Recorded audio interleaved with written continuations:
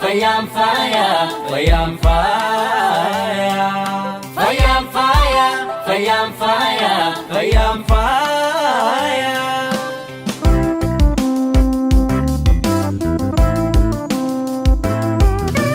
Dina ilman nama, dibe banafama, virus corona, akolannu jama. Dina ilman nama.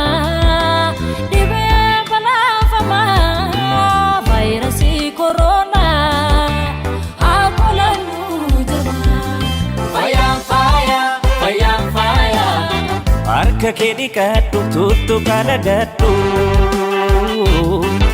Fayam fire, fayam fire.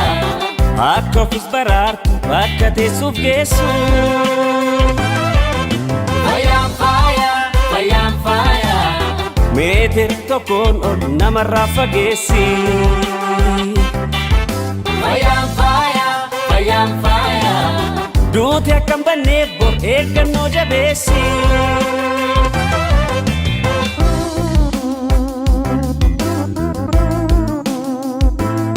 Weerara koronaa ofii kees baraari. Busaa ittisuudhaaf bara 2030tti akka biyyaatti galmi qabamee jiru dhibee busaa balleessuudha jechuudha.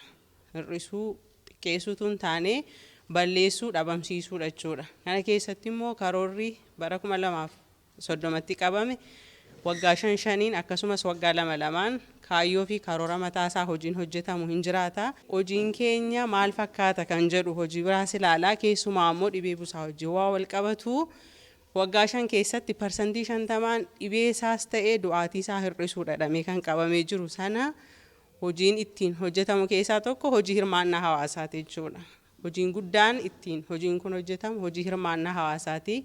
Hawaasni dhibee busaa beekee maalummaa dhibee busaa beekee irratti hojjechuu. Inni biraan hojiin hojjetamuu qabu hojii ittisaa fi to'annoo ilbiisotaa. Inni immoo karaa kamidhaa itti fayyadama agoobaraatiin hawaasni nami hundi abbaa warraa hundi itti fayyadama agoobaraatiin yoo fayyadamanii dhibeen busaa ittisamuu hin danda'a jechuudha. Dhibee kana baay'eetu isa xiqqaatus qaamni poolitikaal itti fayyadamuuf jiraachuuf yaalus hin jiraata.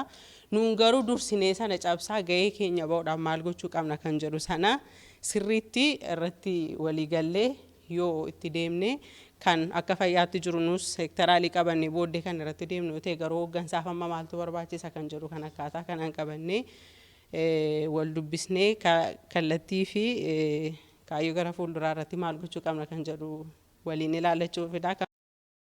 Hawaasa fayyaa qabutu hawaasa fayya buleessatu oomishuu danda'a, daldaluu danda'a, barachuu danda'a, badhaadhina waloos badhaadhina dhuunfaas mirkaneessuu kan danda'u hawaasa fayya buleessa nagaa qabudha jechuudha. Kanaatiif iyyuu waan hundumaa dursa kennamuu kan qabu fayyaa fi karaa jedhuun yaadamee karoorfamee sagantaa qophaa'ee jechuudha. Kanaaf fayyaan immoo kan qaama hundaatii kan jedhu kan qaban jechuudha. Yeroo ammaa kana waqtii roobaa waliin wal qabatee tatamsa'inni dhukkuba bookee busaa duraanis ture amma immoo daran dabaluu danda'a.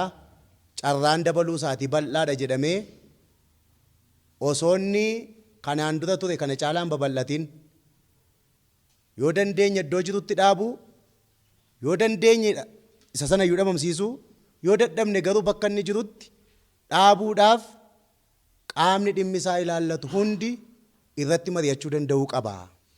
Inni guddaan hawaasa keenya bira geenyee hubannoo barbaachisu uumnee waan dhabamsiisuu qabnu dhabamsiisuu waan dadhabneef rakkoon kun yeroo ammaa babal'achaa jira.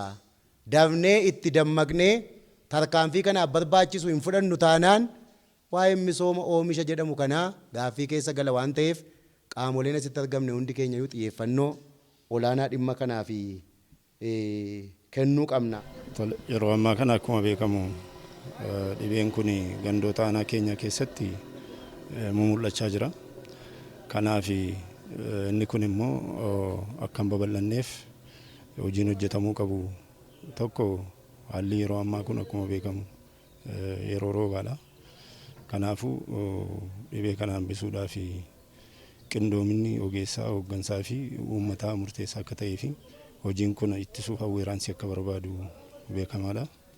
Kanarraa kaasee eddasa kana goonee booda hojiiwwan hojjetamuu qaban tokko naannoo qulqulleessuu keessumaa kuufama bishaanii dhabamsiisuu irraa kaasee akkuma kanas bakkeewwan xuraa'aa dhabamsiisuudhaan dhibee kana kan babal'anne gochuun hin danda'amu jechuudha. Kanaaf immoo uummata hiriirsuu akka qabnu hojii kana hojjechuu akka qabnu kallattii qabanne irra itti fayyadamaa goobaraa kana uummanni keenya qixaan akka fayyadamu gochuu keessatti hubannaa uumuun barbaachisaa akka ta'ee fi uummanni akka itti fayyadamu gochuu wal qabatee isa kana sirriitti hordofuu akka barbaadu qabannee jirra jechuudha.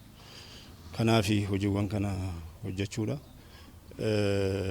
Bakka kanarra darbee dhufetti immoo yaaliidha jechuudha.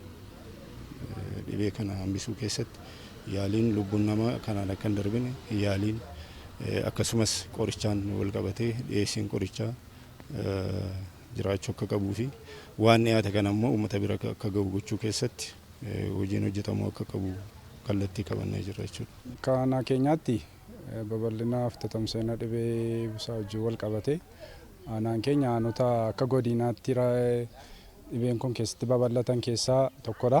Dhibee kana ittisuudhaaf gadi buusuudhaaf tokkoffaa sadarkaa waajjiraarraa sadarkaa aanaarraa jalqabee sochiin jalqabamee hojiitti galameera jechuudha.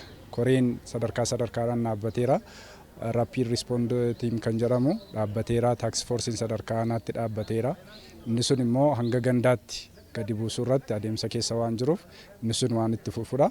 Inni kan biraa hubannoo hawaasaa uumuudha jechuudha. Waltajjii argame kamirrattiyyuu walgahii uummataa kamirrattiyyuu hojjettuun ekstenshinii fayyaa ogeessi fayyaa sadarkaa buufataa hawaasaaf caasaan gandaa hooggansaa tun jedhami. Maaliif dhibeen kun dhibee nama hundumaadha jechuudha.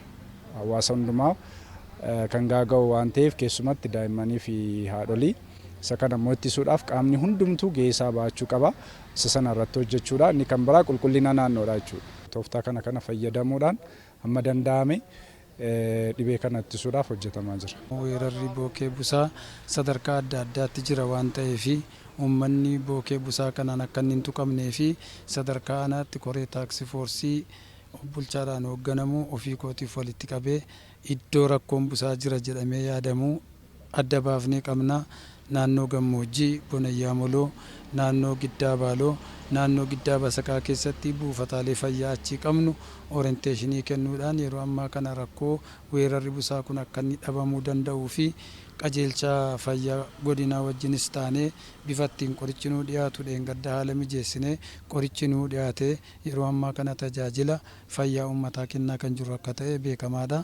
Leenjii amma kennamaa jiru kanaanis iddoo qaawwaa keenya iddoo hanqina keenya bakka ammayyuu bira hin jirruu fi iddoo weerarri kun jirutti bira geenye tarkaanfii fudhannee uummata fayya buleessaa misoomatti bobba'uu danda'u uumuudhaaf hojii gurguddaa tasirraa argannee jirra. Muuxannoo gurguddaas argannee jira jechuun ni danda'ama.